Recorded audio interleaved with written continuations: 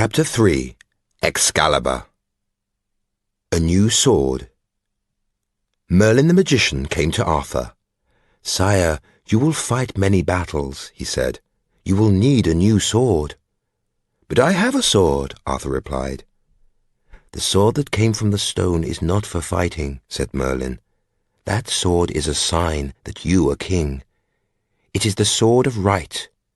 Now you need a sword for battle. Your new sword will be the sword of might. It will be a powerful fighting sword. You must not use this sword because you are angry. You must use it to do good. You must defend the weak against the strong. You must fight against evil and defend your land." A Journey to the West. Merlin took Arthur to the lands in the west. They travelled for many days. They went through great forests and past the dark castle at Tintagel where Arthur was born. They rode onto high, bare hills and came near to the sea. From the top of these hills, Arthur saw a valley and a lake. In the far west, past the lake, he saw a plain of sand. Beyond the plain of sand, he saw the sea, and on the horizon, he could see a group of islands. Arthur and Merlin rode down the hills and into the valley until they came to the edge of the lake.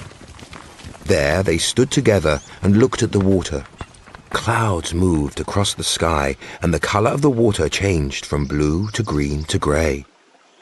As the sun went lower in the sky, a soft white mist came across the water. And then a boat came out of the mist. The boat was empty, and it had no sails or oars.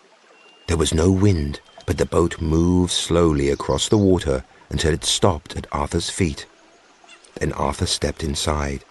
The boat began to move towards the middle of the lake. The Lady of the Lake. A hand and arm rose out of the water.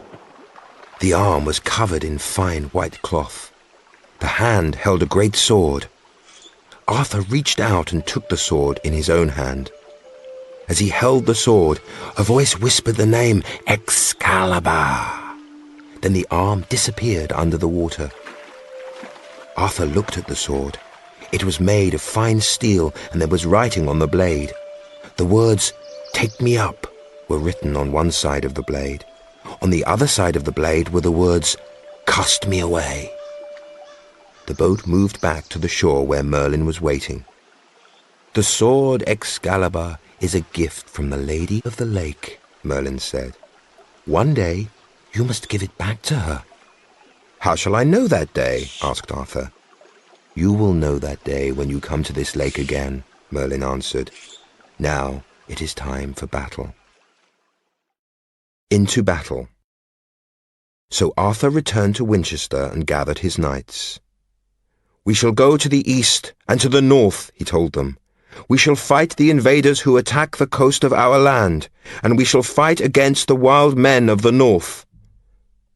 Then Arthur led his men to the east and fought the invaders from the sea. The villagers in the east had left their homes and were hiding in the western lands. The villages were empty. Arthur fought 6 battles. He carried the sword Excalibur into each battle and defeated his enemies.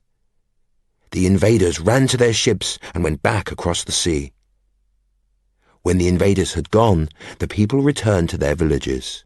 At last there was peace in the southern and eastern lands. Next, Arthur turned to the north.